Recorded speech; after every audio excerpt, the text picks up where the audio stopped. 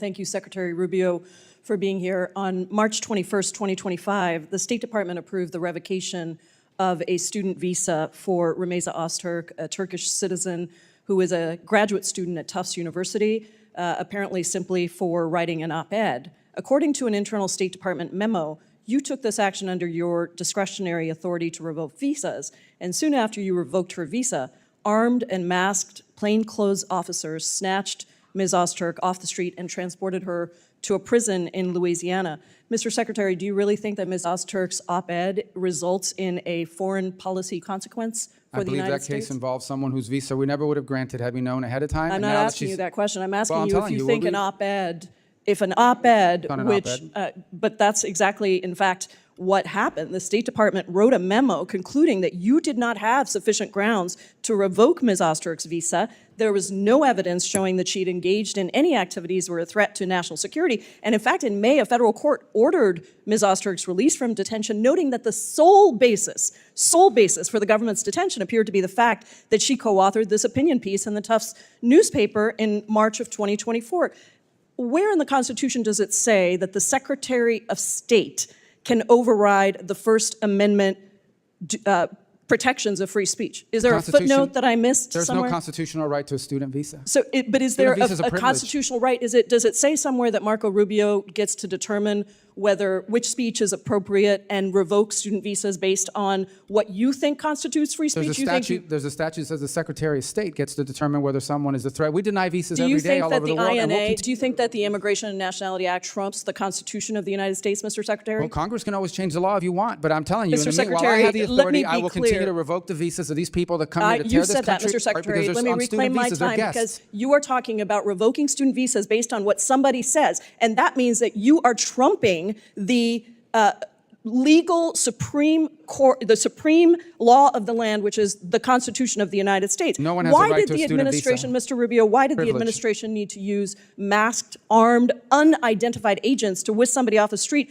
and deny her counsel for almost 24 hours after her arrest? Well, you'll have to ask the agencies that did that work. I'm not responsible for that. I'm responsible for revoking the visas of these people that come to tear this country apart. Secretary Rubio, I'm talking about this particular case where you revoked the student visa of a Turkish citizen who was a graduate student who wrote an op-ed that you didn't like, and suddenly you allowed for masked men to whisk her off the street. And you have multiple jobs, apparently. You're the national security advisor as well. So don't tell me it's not your job who snatches her off the street. We don't do the snatching, but I can tell you we do the visa revocations. Let me ask you about the national security consequences of people, masked men on the streets, snatching people off the streets. If these are legitimate law enforcement agents carrying out proper arrests, why are they hiding their identities? Because then radical crazies will try to hurt them. So you think that U.S. agents, who have almost always gone without face coverings, even when they're arresting some of the country's most dangerous criminals, suddenly have so much to fear from a graduate student who wrote an op-ed that they need to be masked? Again, is that that law student was a guest in the United States on a student visa. No one's entitled to a student visa. So you revoked her student visa based on an op-ed which trumps the supreme law of the land, which is the Constitution. Someone's coming up here to stir up problems on our campus. We're going to revoke their visa. She didn't do any of that. She wrote an op-ed. She wrote an op-ed, and I'm talking to you about her particular case. Reclaiming my time, you revoked her student visa because she wrote an op-ed. Would you revoke?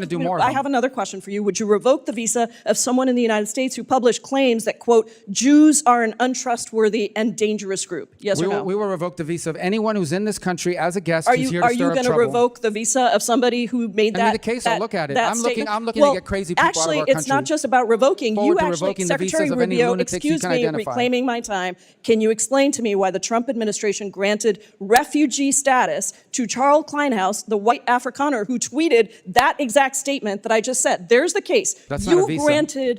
You granted that person to enter the United States. That's a totally different process. That's someone that applied here through a totally different process. Student visas are a privilege. Secretary Rubio, we deny them all the time, and we'll revoke them. You revoked a visa based on an op-ed, and then you allowed for masked men to snatch somebody off the street. Representative Pramila Jayapal forcing a basic democratic question into the open.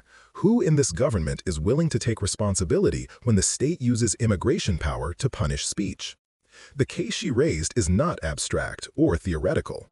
A Turkish PhD student at Tufts, Rümeysa Öztürk, had her student visa revoked after co-authoring an op-ed. She was grabbed by plainclothes federal agents in broad daylight, taken into custody, and transported hundreds of miles to a detention center in Louisiana. That sequence, visa revoked, masked agents seizing a student, long detention, sparked immediate legal challenges and national alarm. Jayapal's fury is easy to understand once you strip away the talking points. Yes, a non-citizen's visa is a privilege and the government has discretion. But that discretion is not a blank check to silence political expression on U.S. soil. When the executive branch revokes a visa because someone wrote an opinion piece and then uses covert tactics to remove them from campus life, the act chills speech across universities and communities. It tells other international students, speak up and you may be expelled from the country. It tells professors and campus groups, dissent risks deportation. That's exactly the sort of intimidation that corrodes academic freedom and the civic space democracy depends on. The legal fight made the stakes concrete. Civil liberties groups, lawyers, and judges stepped in, arguing that the government's move raised serious First Amendment and due process questions. Federal judges have since pushed back, ordering transfers and scrutinizing the government's justification because the record suggested the visa revocation rested on protected speech, not credible national security ties. That pushback matters. It shows the courts remain a check when executive power veers toward punishment for politics. But the fact that litigation was necessary at all is sobering. You shouldn't need emergency filings and weeks behind bars for a court to affirm a basic right. There's an optics and operational problem too. The use of masked, unmarked agents to seize a student on a public street, taking phones, denying counsel for many hours, looks less like a carefully tailored national security operation and more like a show of force. Even if agencies say operational reasons drove these choices, the result is predictable. Trauma for the detained person, fear for their community, and a cascade of protest and distrust. Those are not incidental consequences, they are the point. When enforcement looks punitive rather than precise, it undermines legitimacy and invites political blowback. Let's be clear about what Jayapal demanded and why it matters: accountability. She insisted this wasn't something you can shrug off as not my job, because visa policy, detention practice, interagency coordination, and the decision to use force all happen inside the same machinery of government. If a cabinet or senior official revokes a visa as political reprisal, the person who signed off can't wash their hands of the chain of consequences, especially when students are met by masked officers and flown away from their schools. That "don't tell me it's not your job" line is a demand for meaningful answers about who authorized what, why, and under what legal standard. It's also a demand for remedies when the government is wrong.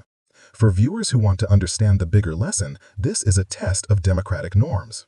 Free speech flourishes in part because the state is constrained from using immigration tools to silence critics.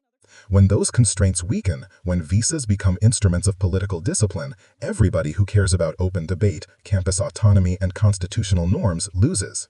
This isn't partisan whining, it's a structural concern about how power gets exercised and who gets protected when mistakes or excesses occur. If you want to do something right now, here are practical steps that don't require blind hope. Watch and share a clear clip of Jayapal's exchange so the issue stays public. Contact your senators and demand hearings and a written accounting of the legal standards used to revoke visas in these cases. Support the students' legal team or civil liberties groups working on cases like this, and urge your university to publicly defend the due process and safety of its international students. Democracy doesn't survive on outrage alone. It needs organized pressure to turn courtroom wins into lasting policy safeguards. What Jayapal put on the record was simple. If the government can strip a student's visa and deploy masked officers for speech-related reasons, it's not a narrow law enforcement matter, it's a constitutional crisis in the making. Pressuring officials for accountability isn't political theater, it's the citizen's job when institutions abuse power.